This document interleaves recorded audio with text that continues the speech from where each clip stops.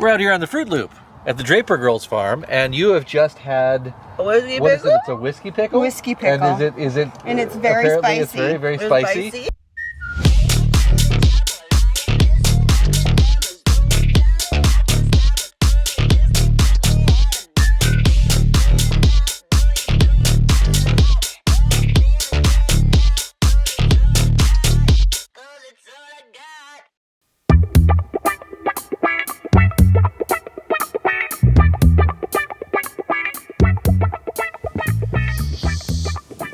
Howdy, I'm Jiva DeVoe, and welcome to another episode of the Green Jeep Adventures. On today's episode, we're taking you into the Columbia River Gorge. There, we will visit the foothills of Mount Hood, and we will drive the scenic 35-mile Fruit Loop. This unique rural farm experience, just a little over an hour and a half from Portland, really showcases Oregon's farm-to-table culinary culture, and it served as a perfect opportunity for me to try out a new camera that I had picked up for the channel, the Canon R50V. Now, one thing I want to say right here is I am not sponsored by Canon. In fact, we are not sponsored by anyone at all. All of the videos that are on this channel and all of the adventures that we go on are completely paid for by us, out of our pockets.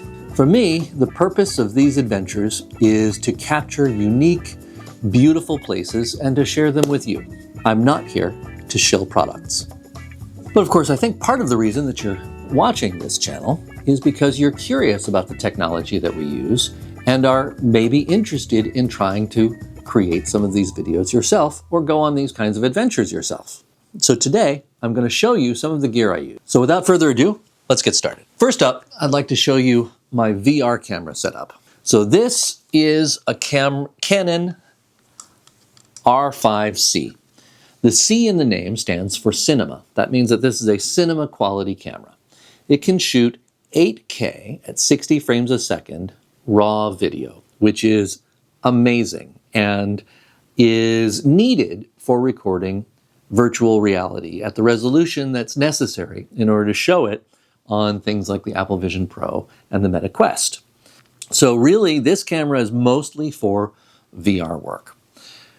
And I love it. It's a fantastic camera. I have it configured here with Canon's 5.2 millimeter dual fisheye lens. This lens has an f2.8 aperture and is finally the quality of 3D lens that's necessary for delivering the kind of content that I want to create for the Vision Pro and Meta Quest.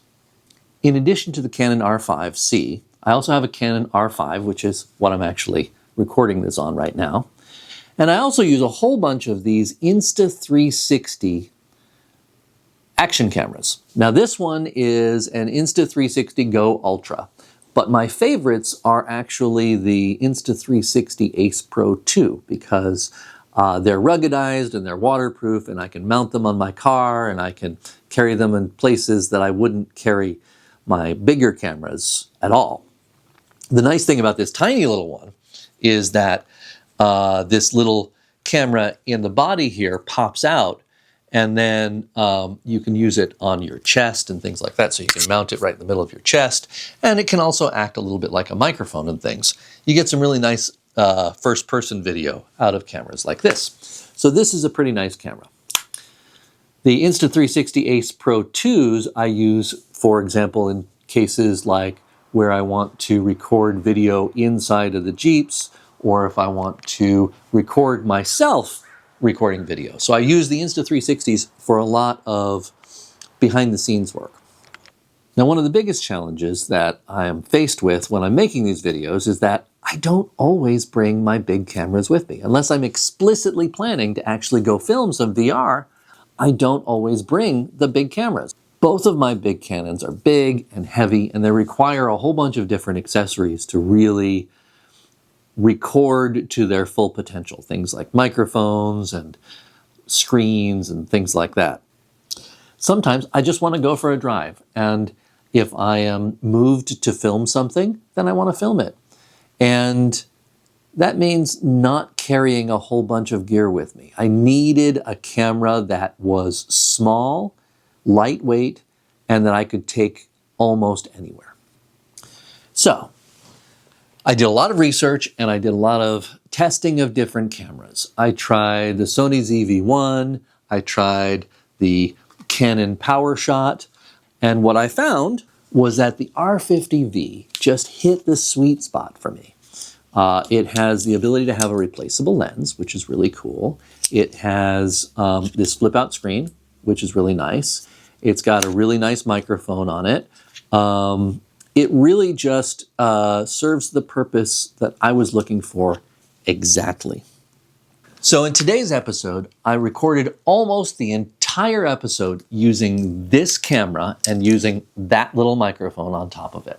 The only footage that isn't from this camera in today's episode is the footage that's inside of the Jeep and when we have the time-lapse out through the front windshield. Those were both recorded on Insta360 Ace Pro 2s.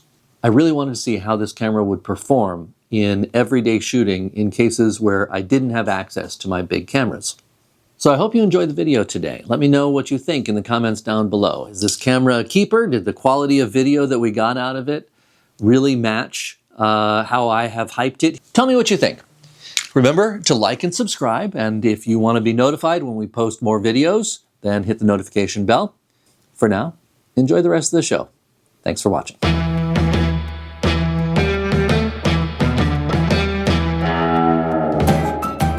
Our first stops on our magical mystery tour were Stevenson, Washington, and Hood River, Oregon. A lot of people don't know that Hood River, Oregon is actually world famous for windsurfing. The geography of the Columbia River Gorge funnels wind from the Pacific Ocean upstream to a narrow section of the gorge between Stevenson and Hood River. Almost any time of year that you visit, you can see kite surfers here, and it's pretty amazing. I've always wanted to try it. Perhaps you have too. I love trivia. Oregon trivia. Oregon trivia. It's like, what is that? What's that car show that they do? The car show karaoke. Yeah. The taxi cab karaoke or something. Yeah. Is that it? Yeah.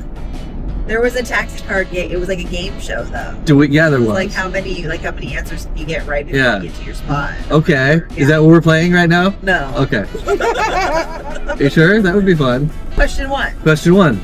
Numero uno. Granite boulders. Granite boulders. The Rocky Mountains. And the Rocky Mountains. Are found in the Willamette Valley. Okay. How did they get there? Volcanoes, glaciers, floods. Floods. The answer is, during the Ice Age, numerous ice dams occurred near the Rocky Mountains. When the dams burst, Boom. water swept down the Columbia Gorge and charged up the Willamette Valley. We know that one. Yep, good job. The Fruit Loop actually starts in Hood River, Oregon. From there, you take State Route 35 south and follow it to Parkdale. For what purpose did the indigenous people use Memaloose Island? Fishing, burial grounds, camping. Burial grounds. Memaloose Island, located in the Columbia River west of the Dalles, was the Island of the Dead. It was used by the Columbia indigenous tribes as a burial ground. It was brunch time when we arrived, so we decided to stop at a charming restaurant called Baseline Biscuits.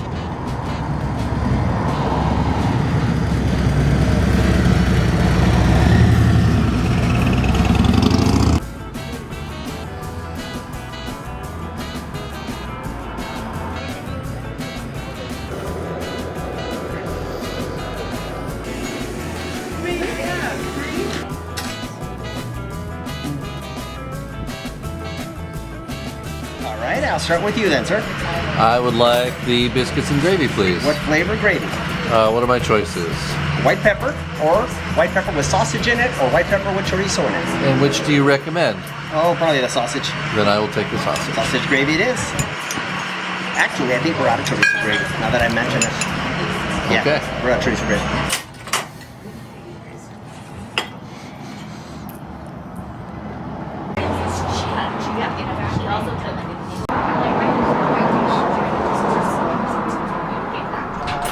Okay. Name the invention that made Oregonian Henry F. Phillips famous. Was it a musical instrument, screw head, or sewing machine? In 1933, Portland inventor Henry F. Phillips revolutionized the screw industry by inventing the Phillips head screw. So I have to say, and subsequently harmed all work people who had to use Phillips head screwdrivers for the rest of eternity.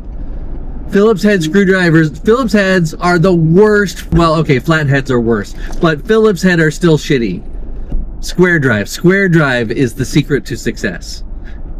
Robertson drive, they're called. Or Torx. Are you done? Are you done ranting? Are you ready for the next question? I just want to give you the space you need. I could keep going, but I know carry you on. could, so if you need that space. No, I'm okay. Carry on. 1, 2, 3, go!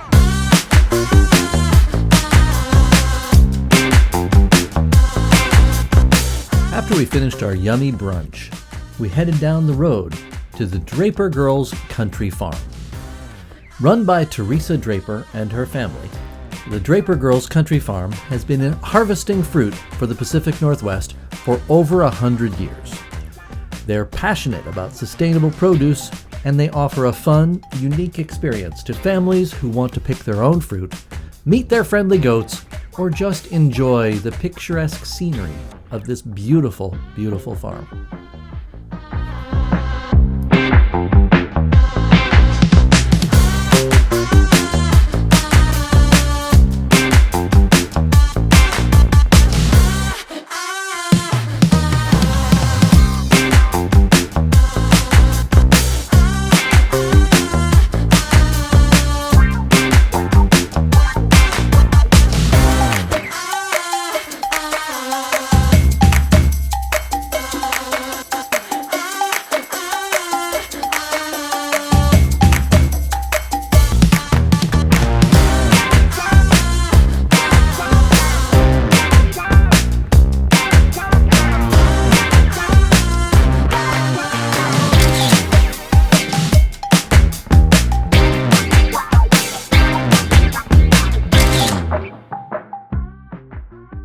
Whiskey pickle. And is it? And it's very apparently spicy. It's very It's spicy. spicy. Is that the case? Spicy. That's okay. Well, I'm glad I'm not having one I then. have What you got? freeze-dried ice Freeze-dried cream. ice cream. I want to try some of that though. That sounds delicious. That sounds awful. All right, fine. I will try a little. It's good. It's got a little heat to it. Oh, it does. You want some ice cream? I do. I don't know if it'll actually cool your mouth off. Oh, that's nasty. Ooh, the afterburn. That's disgusting. Thank you very much. That's good, yeah. What is the official Oregon state flower? Trillium, lupine, Oregon grape. I know the answer to this. It's Oregon grape. Trillium. In 1899, legislature designated the Oregon grape as the official state flower. It is I should have a guessed that. plant native to the Northwest, and its dark blueberries can be used for cooking. It's funny. I didn't know that you could use the berries. I think that the Native Americans used it. Apparently it's quite tart. While many people are familiar with the Willamette Valley wine country, the lesser-known Columbia Gorge wineries offer tastings and the opportunity to purchase wines at multiple locations along the Fruit Loop. We decided to stop at Grateful Winery, a charming vineyard along State Route 281, to sample their selection.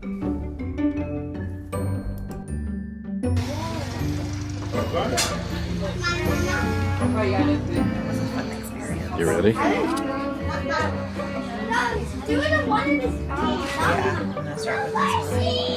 So this was the Riesling you said, Bunnie? Yes. Okay. Pinot Grigio? No. Yes. Rosé.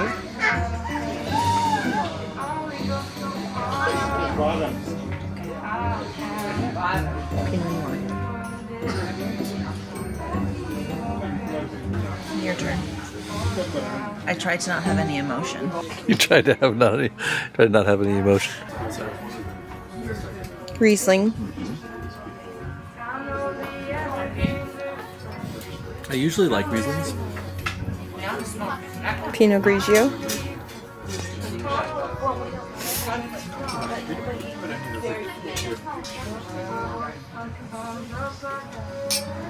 Rosé.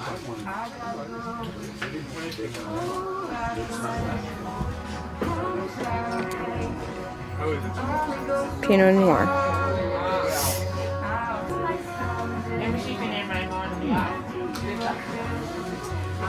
Okay. Did you push it away because you're done? Well, that's my sample.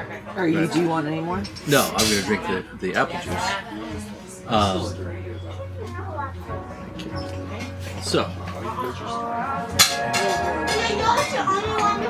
Wow, that was quick.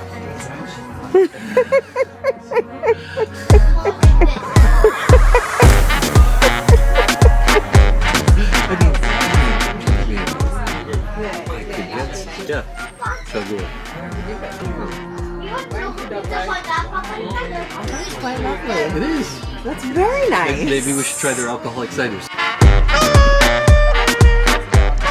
Good job. Name one of the two primary effects that cause the water of Crater Lake to appear so blue. Is it sky, cold water, or water clarity? I think I know the answer to this. I'm gonna go with water clarity. I'm going to go with cold. And I think you're both right. The intense blue color of Crater Lake is due mostly to its depth, 1,958 feet, and the crystal clear clarity of the water. All right.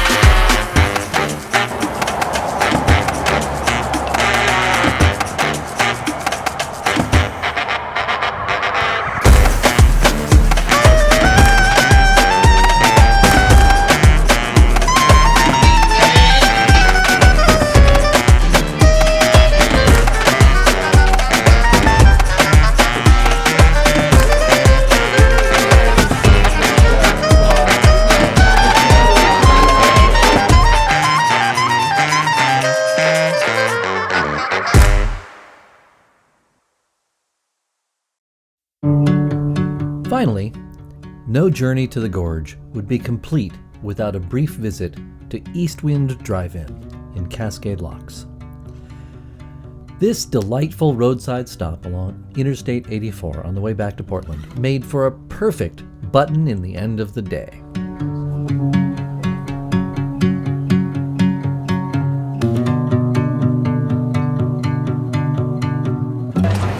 Hello. Howdy. I would like a large chocolate shake. And then whatever these two very lovely ladies would like. I would like a 12-ounce Butterfinger flurry. And then a small tropical orange cone.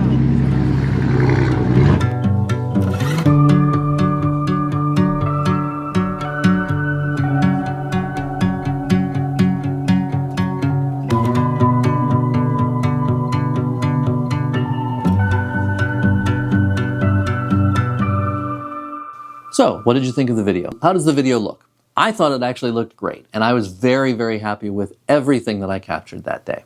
I really loved the shallow depth of field. I loved how lightweight it was and how I could just be carrying it with me everywhere I went. I put it on a strap and just carried it over my shoulder. Overall, I was very happy. I feel like this will fit into my kit perfectly. It worked best, in my opinion, for some of the more intimate close-up shots. Things like people's faces or coffee, food, things like that. Things where I wanted to show details of what was going on. This was really a perfect camera for that kind of thing. Since I bought the R50V, I've actually built out a whole separate kit specifically for working with that camera. This bag contains everything that I need for using this camera to do a complete day of filming. So I have the 18 to 50 lens on there, but inside this bag, I also have a 16 millimeter lens, f1.4, nice for bokeh and close-ups. This is actually the lens that I used the majority of the day and the film that you're watching today. Then I also have this 28 millimeter that I put on there sometimes, just because it's very small. And then finally, I have this 10 to 18 f2.8 lens as well that I use for close-ups in some circumstances. And then I've also got a miniature tripod and a tripod head in this bag as well. So this whole bag with spare batteries in it allows me to completely carry everything that I need to film an entire episode right in that bag. And that's pretty freaking awesome. I can't do 3D with it because I don't have a 3D lens for it, but I can capture behind the scenes, and I can also capture nice vlogging content where I'm talking to you just like this. Overall, on the day that we filmed this episode, the battery life on this camera was excellent, although I did find that the battery indicator was fairly inaccurate. It seemed like it would lose about 50% of its capacity, and then that 50% indicator was actually more like 10 or 20% of the battery left. So in other words, that 50% would go much faster than the earlier 50%. So what that really means is, first of all, carry spare batteries. And if you see that you're missing even one bar on your battery and you're getting ready to film, replace it with a fresh battery. I did have a couple of circumstances where I didn't do that and the camera died, and that was no fun. So I hope you enjoyed today's video and this little peek into some of the equipment that I use to make these videos for you. All of my cameras have a place in my workflow. The R5C is an incredible VR camera, and I'm very, very happy with all of the video that I've been able to capture with this, from the VR videos that I show here all the way to just regular 2D video. This is an incredible, incredible camera. But the R50V does hit a sweet spot for me. It's a perfect personal vlogging camera, and I definitely find myself reaching for it far more often than I actually thought that I would. Like, this is sort of my go-to camera in a lot of circumstances because it's so small and it's so easy to bring with me, and the quality of the video it produces is so good. Remember that just because these are the tools that I prefer doesn't mean that they're the tools for you. Let me know down in the comments what your kit looks like. What's in it? What kind of cameras do you like to carry with you on a daily basis? Remember, this video was not sponsored by Canon. We pay for all of these videos out of our own pockets. If you would like to support us in that and keep us going, please head over to our Patreon and sign up to be a member. That really makes a huge difference to us and absolutely helps to keep making videos like this possible. Thank you for watching, and remember, keep adventuring. I'll see you next time. Bye-bye.